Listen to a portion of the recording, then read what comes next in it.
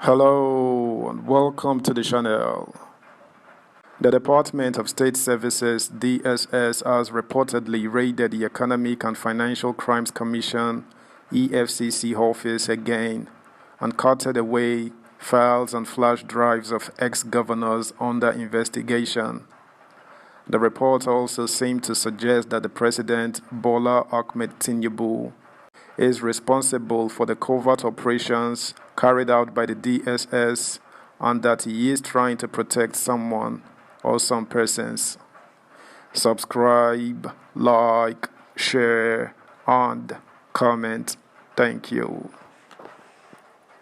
DSS allegedly raids EFCC office, cuts away files, flash drives of Nigerian ex-governors, others under investigation.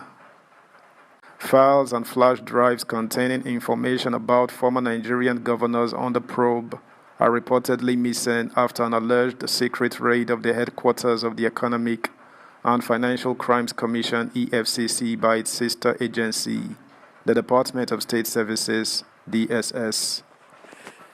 Recall that the DSS had allegedly secretly raided the EFCC office on Friday night, June 16, and it went on till morning of Saturday. After the raid, EFCC personnel were also instructed not to mention anything concerning the raid to members of the public. According to Sahara reporters, the recent raid on EFCC offices, first in Ikoyi, Lagos, and later in Abuja, have been more political than they were made to look. Sahara reporters also gathered that the DSS was working in the interest of someone very important to President Bola Tinubu. A security source told the above-mentioned news outlet on Tuesday that the DSS operatives carted away files and flash drives containing sensitive information about former governors, ministers, and senators under investigation during the alleged raid. The sources revealed that the raids were political, with the carting away of files and flash drives related to the probe of former governors, senators, and ministers. The source said, the DSS has told the EFCC to concentrate on non-political cases for now. During the secret raid of EFCC offices in Abuja and Lagos, the DSS carted away files and flash disks of ex-governors, senators, and ministers under investigation. Meanwhile, the suspended chairman of the Economic and Financial Crimes Commission, EFCC, Abdulrasheed Bawar, who is still in the custody of the Department of State Services (DSS), has been taken from the headquarters of the secret police to a private facility, Sahara reporters has learned. Sources told Sahara reporters on Tuesday that Bawar was moved to another facility to have total control over him after he refused to write any statement in custody.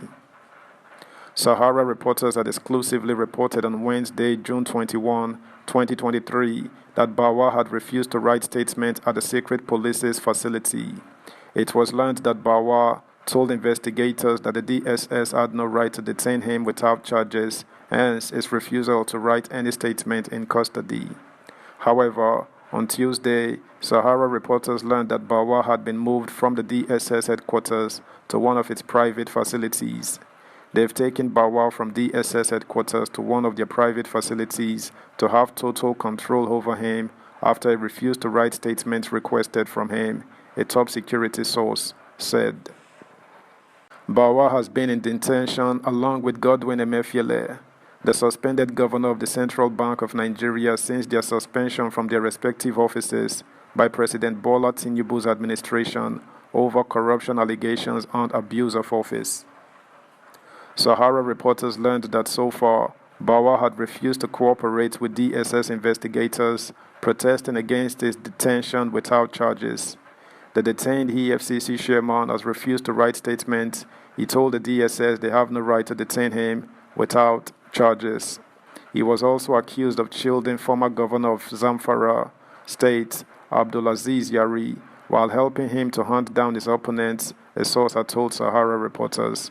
So far since his detention, he has vehemently refused to cooperate with DSS investigators, another top source noted.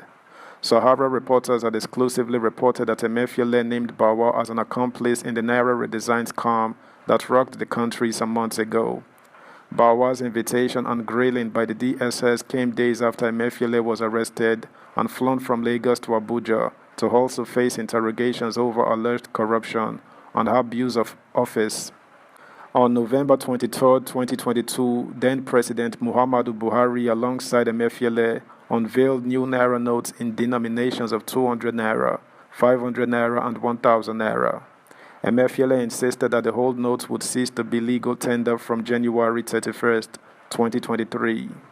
Addressing journalists after the event, Emefiele insisted that the move was not targeted at anyone, as there were speculations that the move was pushed by the cabal in the presidency and targeted at preventing Bola Tinubu, then presidential candidate of the ruling All Progressives Congress, from winning the February 25, 2023 election.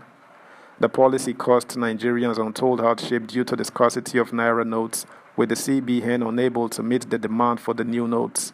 The policy led to a cash crisis and long queues at banks and ATMs. Subscribe, like, share, comment, and please turn the notification bell on. Thank you. Emefiele, who is currently cooling his feet in the cell of the DSS, is the reason why the EFCC chairman has been detained overnight. Emefiele, who is cooperating with the DSS, claimed that Bawa was the one who raised a memo to former President Muhammadu Buhari, asking that the Naira should be redesigned to stem money laundering during the 2023 election, a top source had revealed. Bawa confronted him that he, Emefiele, and the former Attorney General of the Federation, Abubakar Malami, were the ones that came to him to raise the memo because they suspected Tinubu had warehouses stuffed with Naira notes, the source had added.